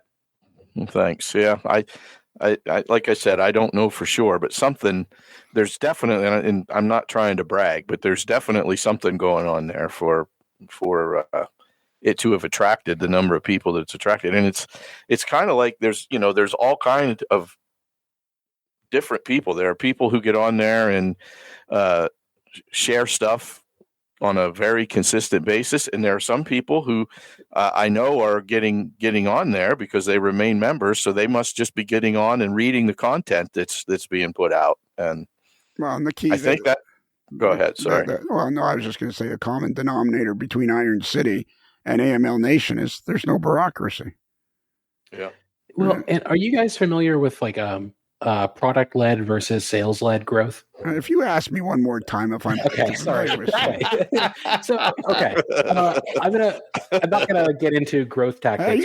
Are you familiar with getting a two-hander with a hockey stick across the back of the legs? I have no idea what that means, but across the calves. There's right, few things in life more painful. No, exactly. That sounds pretty rough. So sales-led growth is when you actively go out and you have to recruit and you have to convince people to use your product, join your organization. Right. And I'm butchering these a little bit to conform them to this conversation, but product-led growth is when you have something that spreads through virality, and people can self-onboard, and they can get a lot out of it immediately, and they can choose their own path. And Iron City is product-led, right? Like you get in there and you see the content and you start interacting with it and it feels good and you keep on doing it. And eventually you are, Brad's knocking on your door with a T-Track module for you down in Alabama. That's a product-led experience. It feels like what a lot of the NMRA is it's you guys in this podcast trying to sell people on joining it. And I just think that if you're a healthy organization and you have a strong mission and you have strong vision and you have good values, it should be like a magnet. People should want to come do it. Just like they want to come to Iron City. It's like they want to keep listening to AML. And that's what's healthy in the hobby right now, are those organic, grassroots, authentic organizations that are, product led and go viral without really trying to. That's the future. This has been a great conversation that we're going to carry on again in part 2. And because it'll give Derrick a chance to think about things and us a chance to think about things. But I think it's a really important conversation to keep having, because I love having guys that are younger as on the podcast, because I think it's number one, it's an eye opener to the fact that the hobby is not dying at all. It's growing like crazy as far as I'm concerned. Manufacturers will tell you, well, we're not sure it's growing, it's changing, and this and that, as they add more and more employees and put out more and more product. I think the hobby is going to continue to grow and grow and grow and grow. And I think this has been a great conversation that I want to continue. Brad, let me just tell you this story. Can I digress for a minute? You're the evil overlord. You can do whatever you want. All right. There's nothing better than a hockey story. A hockey story that involves me and my dad. So as I've documented many times, I was mediocre at best. I lived in a small town. We had rep teams. I made it to the second level rep team at the age of 16. My dad was an assistant coach, and I was a bit of a hothead. And my dad was always telling me, don't get provoked, don't get provoked, don't get provoked. And this guy was jabbing at me with his stick for, the first 2.5 periods, until I turned around and I gave him the old-fashioned two-hander across the back of the legs. And I get my 2-minute penalty, and now the team's going to get a power play. And I'm skating towards the penalty box, and I have to go past our bench. And there's my dad just staring at me. Just staring at me. And I turned around and I went back to where you went to the dressing room, and I just skated off the ice. Went to the dressing room. He called my mom and asked her to come and pick me up, because I was like, so Lionel went running home to mommy, and exactly. There was no way I wanted to deal with that. Yeah, that dad glare. Yeah, that's the worst one, man. Yep. All right, that's it. Rapido Trains. Your fast track to model railroading fun.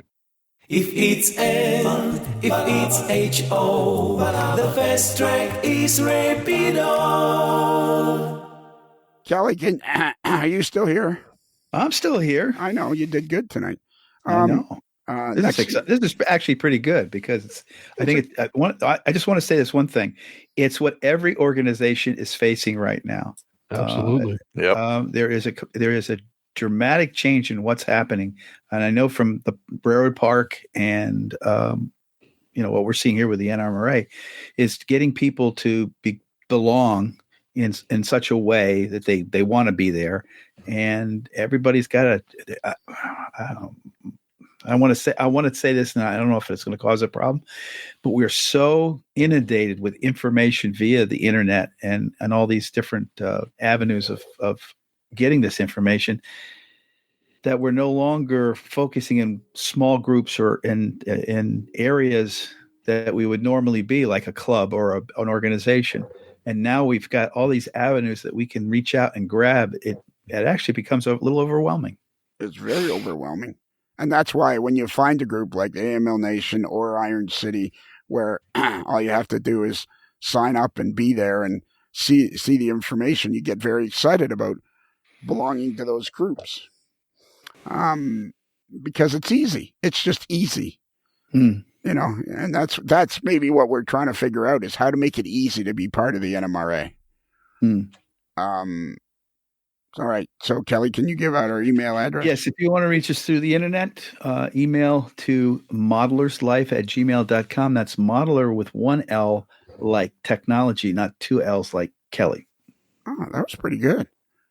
I might have gone with two L's like millennials. No, it's got three. Oh, it does. Yep. Good job, Kelly. Good job, Kelly. I was tempted to use it and just say, "Hey, three L's with L's." That wouldn't go over very well. Kelly is the master of giving out the email addresses. You're the best at it, though. I was hoping for one L like Alabama. Oh, yeah, that would have been a good one too. I never would have emailed you guys if not for this wrap-up segment where you give out and encourage us to communicate. So thank you for building community and being accessible even to us listeners. It means a lot to us. It'd be great to see you at an AML event sometime, Derrick. It would be awesome if you could ever make it. You know, I've been tempted by Tom Stock, all these times. One of these days, and I'm hoping to get to Springfield for the first time this year. So, I was there for the first time last year, and I can tell you, you will be glad you did if you're able to do it. It's awesome. And Kelly's going to be this year. I'm there this year. Yeah. I spent the money. Yeah. We're going to be giving out cheese balls. So if you want to stay at a hotel when you go, you stay at the Hampton Inn. Hampton Inn. Okay, I've been lying. I've been lying all these years. I'm only actually 13, and my voice has changed. Yeah, change your life. Oh man, you sound like Mr. Haney. Yeah, I know. The Hampton Inn in Enfield, Connecticut, is the one you want to stay at. That's the Happening Hotel for the AML Nation.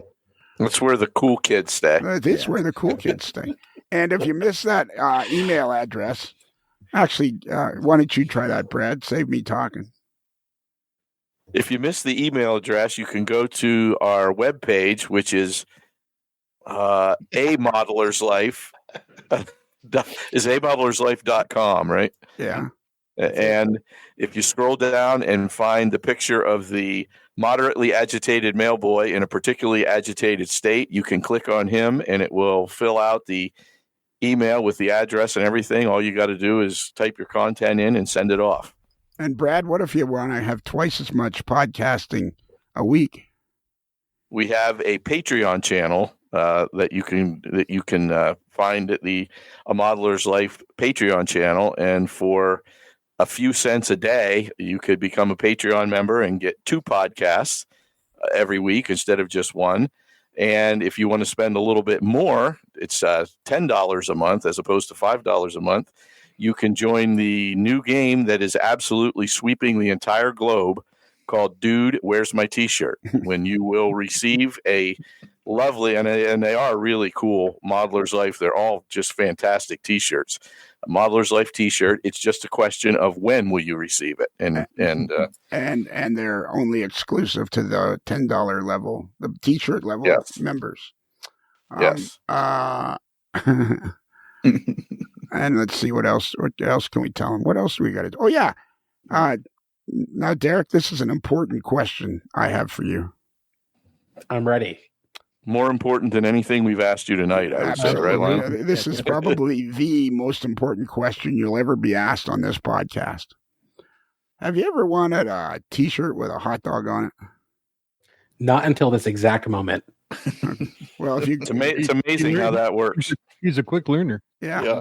If you go to Midwest Model Railroad, and their URL is midwestmodelrr.com, and scroll across the navigation bar to other, and go to a drop-down menu, it'll be the AML shop, and boom, you are in a wonderland of hats, hoodies, mugs, T-shirts, and in there you will find a T-shirt with a hot dog on it.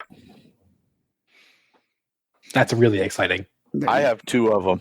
Yeah. And you know what? The crazy part is I've been gradually taking off pounds. They're getting to the point where they're too big for me. I may have to order 2 more in a smaller size. There you go. Perfect. That's awesome. That is awesome. Are you sure you haven't been on the podcast for like 8 years? It's hard to say. It just depends. Yeah, man. Sure on how long it seems, because I know it does sometimes seem like it's been forever. Yeah, exactly. Yeah. Mm-hmm. I think that's it. I think we covered it all.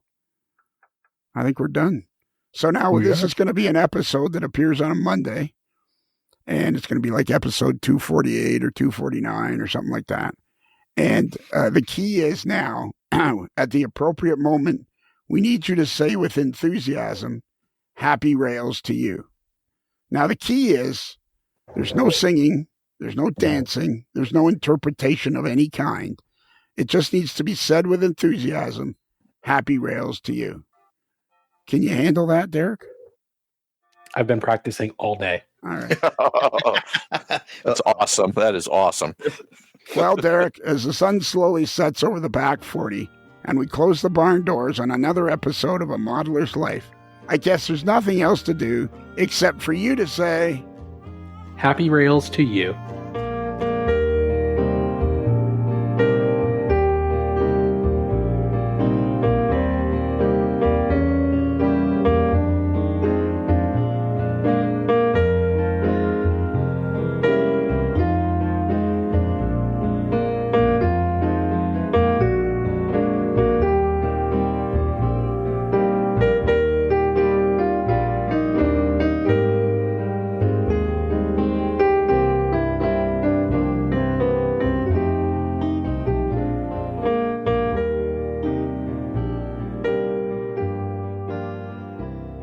While in Busted Knuckle, guests of A Modeler's Life podcast stay at the Casa del Sol Motor Court and Inn, where late-night dancing at the Rumba Room is a magical event to be experienced. It's another Lincoln Homer.